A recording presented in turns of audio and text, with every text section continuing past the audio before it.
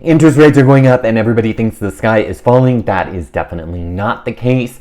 But what I wanted to do is talk a little bit about interest rates and where I see them going for 2022. Now, if you haven't been watching my videos or you've just been living under a rock, then you know that interest rates have increased, and you know I've been talking about that over the last year. I kept saying over and over and over again, pressures on interest rates to rise, pressures on the interest rates to rise, and the interest rates have risen, and in fact, they have hit over 5%. So why are the interest rates rising?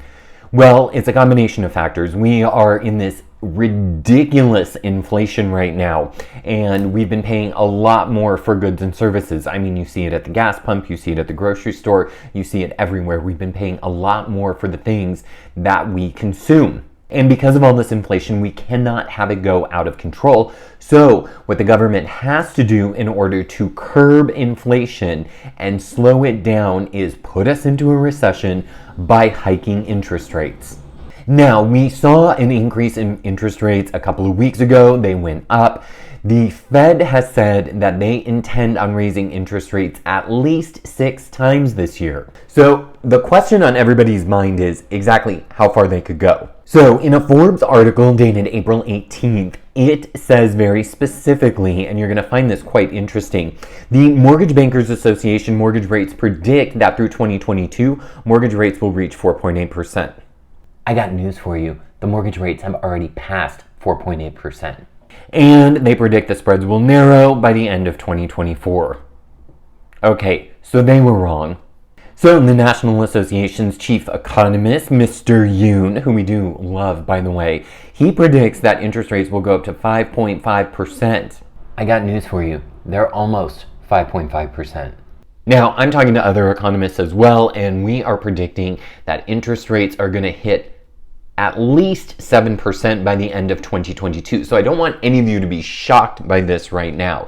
So is it time to refinance? No, it's not time to refinance unless you have a mortgage that we wrote a contract for back in 2008 when interest rates were 6.5% and 7%. And by the way, yes, when I got into real estate 15 years ago, I was writing contracts at 6.5% and 7%. So what does all this mean for the person that's thinking about selling their home? Well, if you are thinking about selling your home, right now is the time to do it. I keep saying that, and I've kept harping you guys on that. And the reason I've done that is not because, I want to put your house on the market and sell it. It's because you're going to get the most money right now because interest rates are still lower. Once those interest rates start to tick up and creep up, what is going to end up happening is that you're going to get less money for your property. You're still going to get more for it because real estate appreciates year over year, but the appreciation level isn't going to go as high as it did in the past. What does this mean for buyers? And this is extremely important. If you are in the market to buy a home right now, you have to understand for every 1% that your interest rate goes up, it drops $50,000 in your purchasing power. So if you were approved for $700,000, it drops down to $650,000. Now, there's nothing wrong with paying more for the money to borrow on a property because let's face it, you're probably only going to live there between 6 and 7 years anyway, so the mortgage is going to be paid off then. You're still going to build your equity, and you don't know what the market's going to be like in 7 years.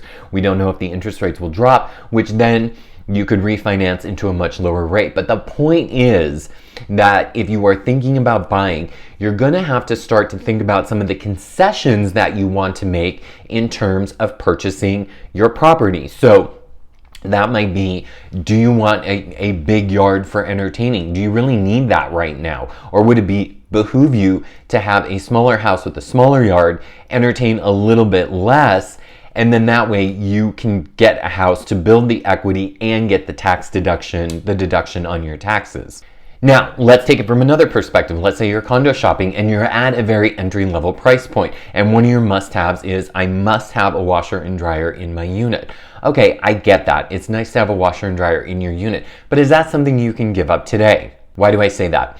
Because if you're willing to wait to find that perfect condo to get into escrow on, only to come to find out later on down the road that the interest rate has gone up so much that your purchasing power has dropped $50,000. What you've just said is that you're willing to give up $50,000 in purchasing power and equity down the road for that washer and dryer. So It doesn't make sense to do that. That's why I'm telling all my buyers right now, what is a concession that you can live without? Now, if you've got a ton of money, great.